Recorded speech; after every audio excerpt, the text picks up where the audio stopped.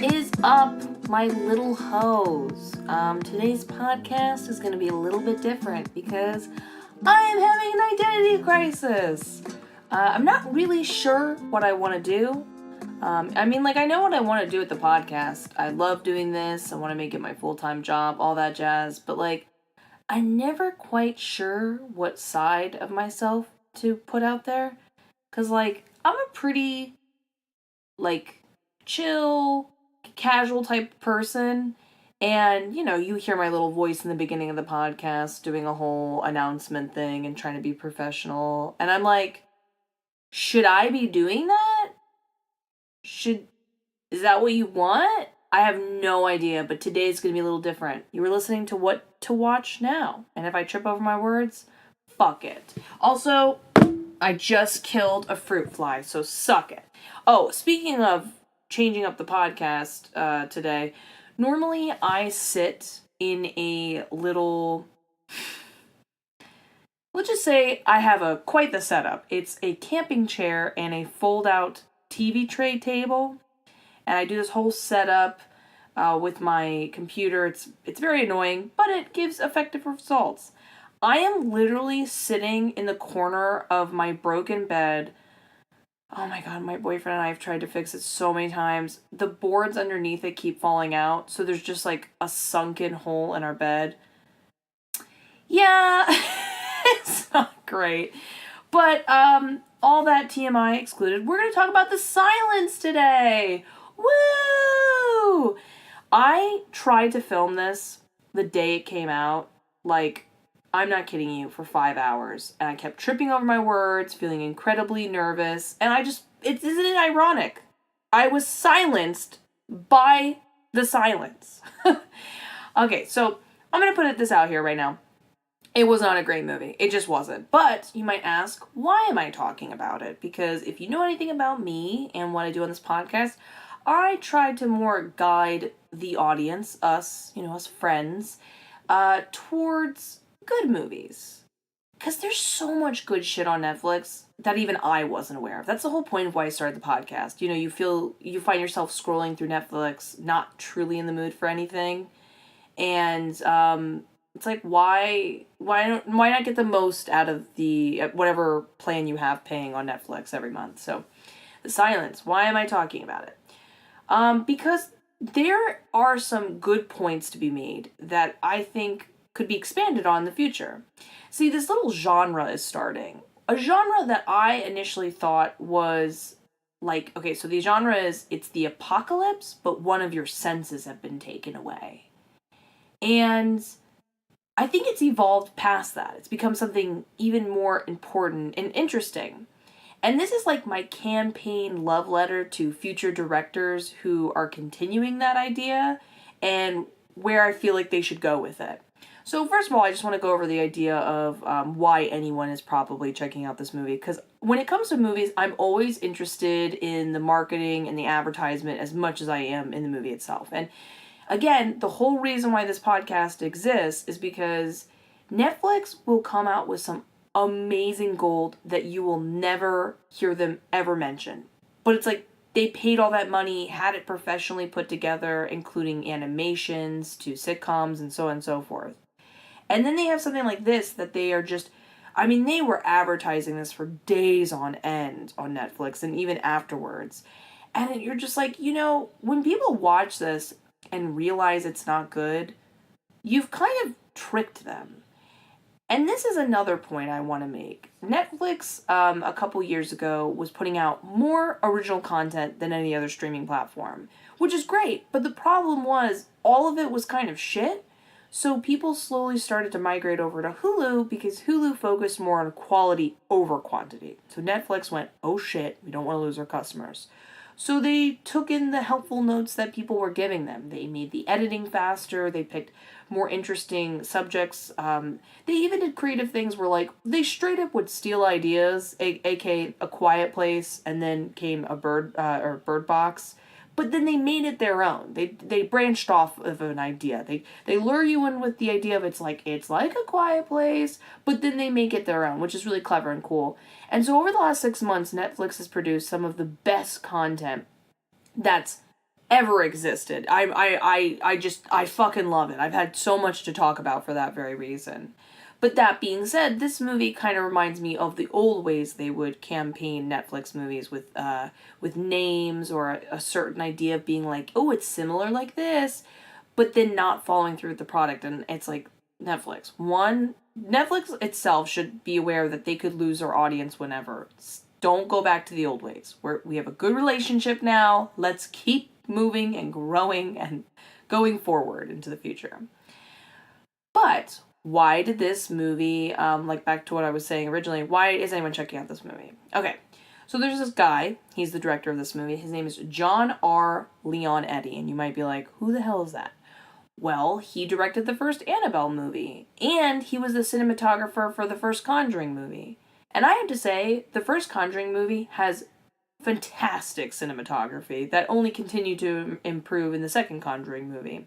So that's a pretty good resume of why they wouldn't want to associate themselves and keep being like the director of Annabelle. But another key reason why they're bringing this up so much and they're pushing the silence and bringing up the fact that the same director worked on it was because, but like a few days ago, from the silence, before the silence, they came out with Annabelle 3's trailer. So it's like, it'll be Googled more often, it'll get more hype. You can see why people would want to check out that horror movie to see that, it's like, oh, we got the Annabelle director. But here's the thing. Dig a little deeper. I'm sorry, John, to put you under the bus, but you dig a little deeper. One of his, like, most notable films he did was the infamous, and I mean that in a bad way, the iconic 1997 Mortal Kombat live-action movie. That crazy, cheesy Power Rangers, no offense to the Power Rangers, but cheesy, crazy, people have made fun of it on end movie. He did that. He also, in addition to did Wish Upon, which is one of those like kind of throwaway January horror movies, and The Butterfly Effect 2.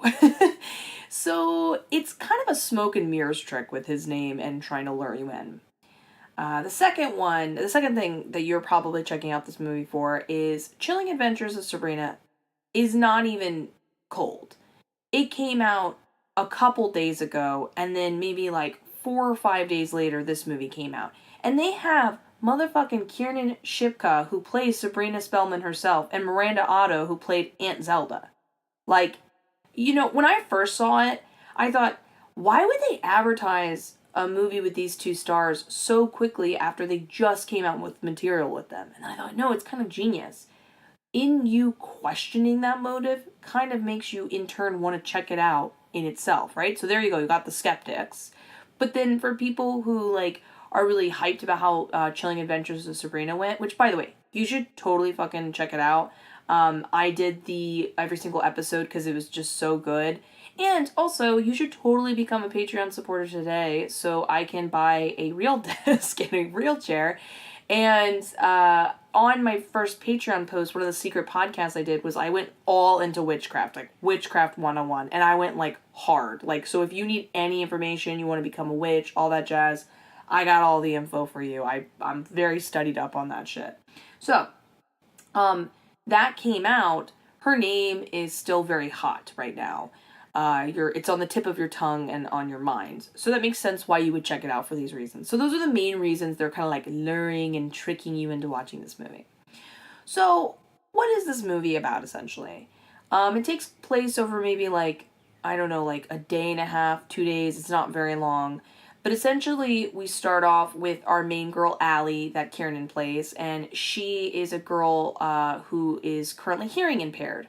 They did not say the name of it, but I'm pretty sure there is a specific name for her type of hearing impairedness.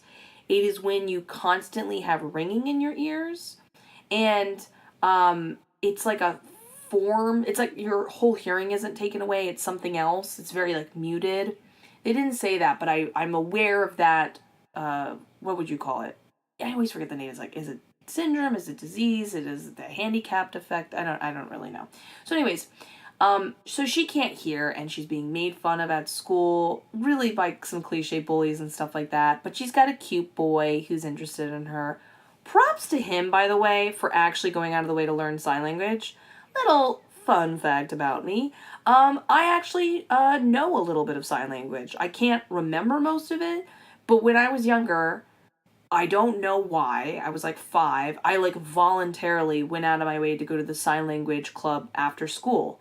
And it was so fun and I loved it and I was like friends with most of the deaf kids at my school and I don't know, I just really love sign language. It's like the coolest thing, signing with your hands. So I'm aware of how hard it is, but also like it's so cute that he was learning it for her. So he's learning it for her. She's got some positive in her life, very supportive family. And the key thing is she lost her hearing 3 years ago in an accident when I'm assuming the dad's parents, her grandparents or dad's parents died in a car accident. She was in the car and that's how she lost her hearing 3 years ago. By the way, in that video when she's in the car accident, she is like way too young in comparison of her age now because I think she's probably like 16 or something like that, 17. Anyway, so she is a young girl and she is with her family. Everything's cool. She's adapting very well to everything. And out of nowhere, in the beginning of the movie, we saw cave expeditioners open accidentally, kind of like a cavern that had all these crazy creatures come out. Literally, they look like miniature pterodactyls that have no eyes and gills on their neck. And it's so funny. Some of the dialogue in this, and I'm not trying to sit here and shit. I'm just trying to shit on it. I'm just trying to, like, give you a catch-up of what the situation is. They were called Vesps because they swarm like the way wasps do. And that's what their parallel comes in. It's not a terribly creative design, but I will say I thought it was really creative that whenever, if they really needed to hear something, they would put up their wings in kind of a way to heighten their sonar abilities, kind of like a bat. And I thought that was a really creative idea. But overall, they're like shittier versions of A Quiet Place. And we're going to go into that later. Because you could get away with whispering and they didn't hear you. Just want to point out what a big deal that is. But they tend to like, whatever they hear, they attack on end. And they just keep eating and eating and eating like a parasite. They're just not happy to just simply murder you for a second. Not that there's really a difference. And over the course of 2 days, they experience like a guy with a gun. So the apocalypse is starting to happen. He's jumping a little. I was like, dude, it's been a day. First, don't you know the rules to the apocalypse? First, we just try to survive the monsters. Then we start killing each other. Same joking idea with when the creepy surprise villain comes in at the end, the Reverend and his like horde, whatever they were called, the Hush. I thought that was so funny. I'm like, dude, you're already picking out names. It's been 2 days. We talked about this. The clans and the different meetings of people don't come for like several weeks to several months yet. I love the joke from Jenny Nicholson. You should totally check out on her Twitter. She was so funny. She said something like, she noticed in The Walking Dead that anybody who has some sort of name for their group is essentially going to be an enemy or bad in some way. So by default, whenever you meet a group of people, if you ask them if they have a name and they're like, oh, no, we don't have a name, like we're just a group of people, it's like, okay, we're good. That's the idea of the movie. They survived this experience, minus the grandma, poor grandma, but I love how they try to sell it to you like, well, it's okay she died because technically she was dying of cancer. It's like, yeah, dying of cancer or being eaten alive. That makes it better. But they survived this incident, and then they kind of hint to that in the future she does meet up with her little kind of boyfriend, and she's a Katniss with an arching arrow, and she survives the whole epidemic. So that's essentially the movie itself. This movie basically builds onto 2 other movies, Bird Box and A Quiet Place. When you've got 3 movies, you start to see a niche genre growing. And initially, I thought it was all about the idea that it's the apocalypse and one of your senses is being taken away. But I'm starting to think it's more about the idea of, and the discussion about somebody, a group of people, specifically we're talking about handicapped people, but we're going to talk about anybody in the situation where the narrative is for the movie that their lives, their character is somehow overlooked or undervalued, And then by the end of the movie, despite all these crazy circumstances and everyone up against the same odds, they are the ones that become the most valuable people in the community, which is an incredibly positive movie. A great example of that is back in the day in horror movies, they used to always kill the quote-unquote slut of the movie. It was viewed negative that she was sexually active. What is it called? Promiscuous or whatever? By the way, who gives a shit how much someone has sex or doesn't have sex? Mind your fucking business. It's all good. It's all good in the hood, and I love it either way. And it was viewed as a negative thing, so they were always killed off. It was like the fun of it. And one day, someone went, first of all, this is really sexist, but two, wouldn't it be cool if we changed it up? And people got to see the person that would least likely survive end up, outliving everyone, be the hero of the movie. It was great to see someone kind of like maybe a couple guys would hit on her or try to make a move on her, and then they would get murdered by the killer. Like, it was like a fun redemption story for both her and the peers that put things against her. So first it started with women, and a lot of heroines started to bloom in the horror scene. But then it's continued from that point into what this little niche genre is starting. And the new group of people that are getting their chance to shine is anybody handicapped in some way, which is great. I think that's such a fucking positive message. I think it's a positive message in horror that women would survive, and what you think people who are not as capable, it's bullshit. It's all about perception and showing how if the moment came, if the moment arise. Does anyone remember that awkward thing in Hunger Force? Arise, chicken, arise. They could meet the challenges faced to them. And I love that idea. I love it a lot. But here's the problem. We haven't quite explored it yet. In A Quiet Place, interestingly enough, the girl being deaf was not the main focus of the movie in the least. It was a cool little oh, yeah, oh, wow, and they're living in a quiet place.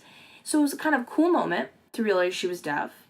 Also, her being deaf and then everyone in the family having to have known sign language or whatever works perfectly in this place where they have to be dead silent. Oh, that's great. That's wonderful. That's useful for everyone. But she still doesn't shine out as an individual character. What was a cool little motif at the end is when her hearing aid her dad was working on. Again, it's more about the symbol of love between them rather than what her disability is. Again, I don't know if it's called disability. I hope I'm using all the politically correct terms. Obviously, I give a shit about expressing myself the best way possible and expressing the correct terms. So hopefully I'm saying everything correct. But her hearing aid was like kind of an ironic message and a great catalyst, but it wasn't about her being the sole heroine of that movie. Everyone was bringing in their bit, and if anything, her being deaf, I think, would be more of a hindrance, because you have to be able to hear how loud you are or hear if something is moving to know if you need to move, and she would actually be held back in that situation. The second one was Bird Box. Again, in the very end, when they ended up making their way to the school for the blind, that ended up being the cool solution, and in a way that was awesome and like a really positive message, but it wasn't the main goal of the movie. It was just kind of like an ending point. A little more straight on the nose with a positive message towards the end of like showing how like look, they're surviving and it's the best way to be. Look, they're the winners. I don't know how I can put this in a more eloquent way. But in the third movie, there is, they were trying to make that the central point about the idea of her being deaf and the narrative that she has acclimated to this lifestyle and she's evolved. This is the next evolution and she can teach her family and others around her and they can all use it to their benefit. But here's the problem. One, her being deaf goes back to the silent idea that she can't hear. Like, there were times when her dog was barking and putting her in serious fucking danger, and she had no idea that it was happening. She only maybe later noticed his hair was moving up, so something might be wrong in some way. So that right there goes back to the point that it's more like a hindrance and it's not a positive message, the whole point of what you're trying to say. So she's unable to hear how loud she's being, if she's near something loud, if someone's sneaking up on her. There's they needed to do a better job, like, constantly focusing on the idea that text message, that that her other senses were heightened. I think they needed to give her more opportunities for that to happen. I think the point would have been made better. If anything, it's more of a hindrance. And then, okay, so in A Quiet Place, you could not make a fucking creak of your wood floor anything. They literally put sand down.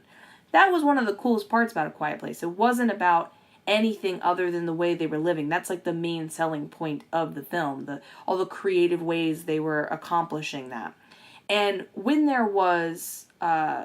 were having to be dead silent all the time, these monsters could hear that well, potentially from very far distance away, or be, walking around the house for all they know, and it could come and attack them and kill them. They can hear that well.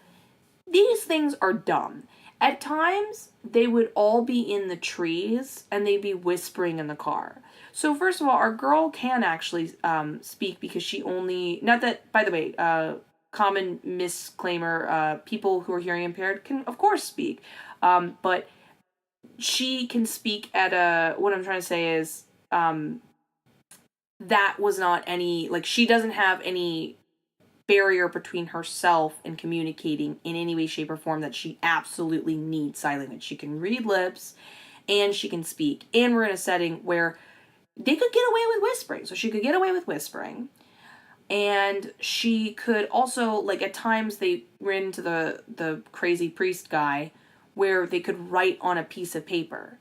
So sign language isn't really that necessary in this situation compared to A Quiet Place, where it was like they absolutely needed to know that her being deaf and the family happening to know sign language was like a perfect, like, couldn't have been more convenient for them.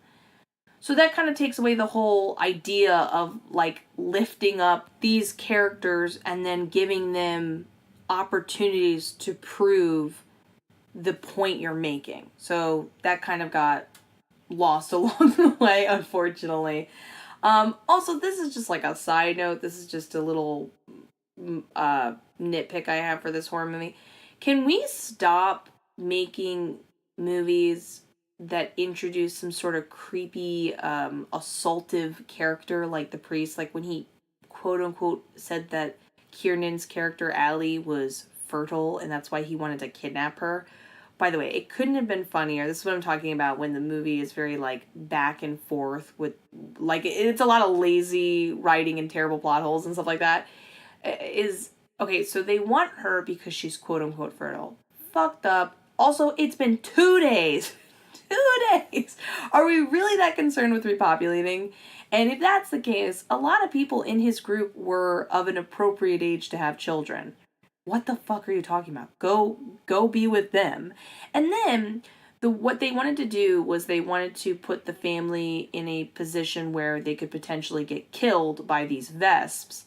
So they sent a little girl in there, not to be gross, again, trigger warning for anyone, but she would be of a not that far away age from receiving her period or something like that. I know this is really gross. I'm not condoning any of this. Again, this is like super trigger warning, but what I'm trying to say is, logically, they sent her in there to pretty much get devoured by the Vesps. So they were sacrificing someone to get someone else. Do you see what I'm saying? Do you see how that doesn't make any fucking sense? But what I'm trying to say is, not only do people not need that in their films, I'm not into censorship or lack of freedom of speech, but a lot of people have undergone that sort of trauma, and I don't think it's necessary anymore in horror films. It's already a fucking reality, and it's really scary for people. So I'd love that to just... people to back away. It doesn't really add anything to the story. No one's like, oh, this is my favorite part of the horror film. Just even the idea of this. And another reason why I think it should be taken out of this movie in particular is because this movie, people are signing up to relax, laugh at it, or enjoy a sci-fi, apocalyptic, fantasy-oriented thing. You don't need to add real life atrocities and horrors people go through. Also, they introduced this scary character like in the last 15 minutes of the movie.